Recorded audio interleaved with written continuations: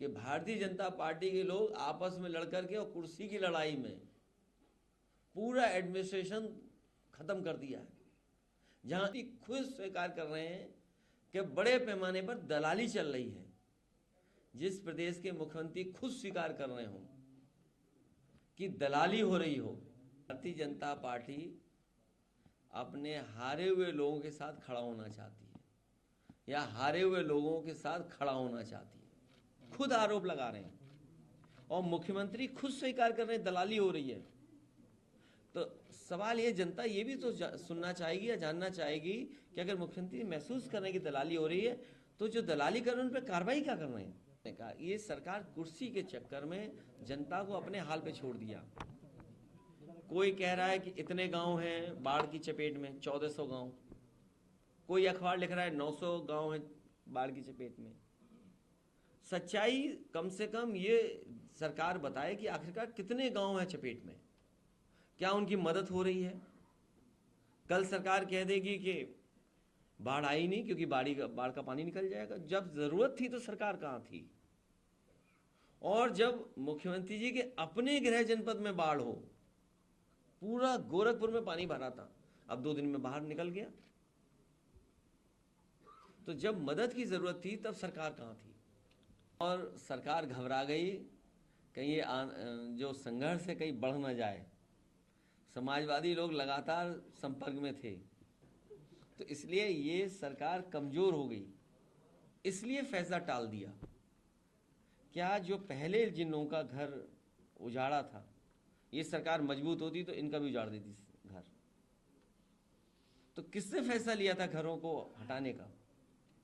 कौन लोग थे? क्या मुख्यमंत्री खुद थे? तो अब तो मुख्यमंत्री कह देंगे हम नहीं थे, अधिकारी थे। सरकार खुद फैसला ले रही थी और फिर उस सरकार से क्या उम्मीद करोगे जिस सरकार ने देश का सबसे अच्छा रिवर फ्रंट खराब किया हो। जो गोमती रिवर फ्रंट है वो देश का सबसे अच्छा रिवर फ्रंट होता, तो उनसे कोई उम्मीद करोगे कि नाले पर रिवर फ्रंट बना रहे हैं। रिवर फ्रंट बनता है रिवर पर, नाले पर नहीं बनता है। आप मुझे ये बताओ उस नाले का पानी साफ करने का क्या इंतजाम है सरकार का? जो नाले में पानी आ रहा है, डोमेस्टिक वेस्ट है या अन्य वेस्ट जो आ रहा है उसके अंदर, तो वेस्ट को कैसे रोकते ये लोग? क्या प्लान था इनका? इनके पास कोई प्लान नहीं था, केवल गरीबों को उजाड़ना चाहते थे ये लोग। और हो सकता है कि कुछ बिल्डरों से मिले रहे हों ये लोग, क्योंकि इधर सब बिल्डर उन्हीं की तरफ चले गए हैं। अधिकारी फैसला इतना बड़ा नहीं ले सकते हैं, ये सरकार का फैसला था। ये आप इस तरह बात को मत हटाइए। सरकार कमजोर पड़ गई, इसलिए हो गया। उपचुनाव आ गया, घबरा गए कि 10 ना हार जाएं, इसलिए फैसला टल गया। बजट पे तो केवल एक ही पक्ष है, बजट का केवल एक पक्ष है कि जब ये देश की सरकार ये कहती है कि 5th लार्जेस्ट इकोनॉमी बनने वाली है और बहुत जल्दी 3rd लार्जेस्ट इकोनॉमी भारत की हो जाएगी।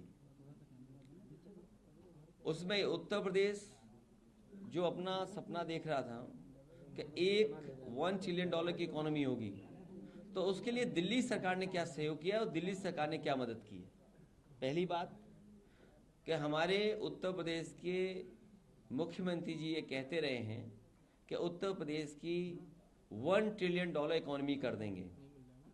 उसमें दिल्ली सरकार की क्या मदद थी, कितना सहयोग किया।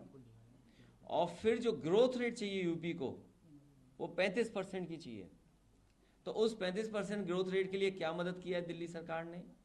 और फिर दिल्ली सरकार ये बताए कि पर कैपिटा इनकम क्या है लोगों की। अगर 5th लार्जेस्ट इकोनॉमी है और 3rd लार्जेस्ट इकोनॉमी बनने वाली है, तो प्रति व्यक्ति आय क्या दुनिया के उन देशों के बराबर होगी या हुई है कि नहीं हुई है, बस। वरना ये सब आंकड़े हैं जनता को धोखा देने के लिए।